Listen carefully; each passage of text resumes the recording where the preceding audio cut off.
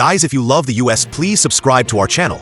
Today, the world says goodbye to a true icon. Brigitte Bardot, the legendary French film star and lifelong animal rights advocate, has passed away at the age of 91.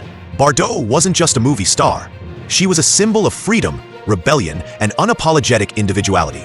At the height of her fame, she shocked the world by walking away from cinema to dedicate her life to protecting animals. She died peacefully at her home in southern France after recent health struggles. French President Emmanuel Macron said Bardot embodied a life of freedom and a deeply French spirit. To many, she represented an entire era, bold, controversial, and unforgettable. Her legacy will live on far beyond the screen. Thanks for watching.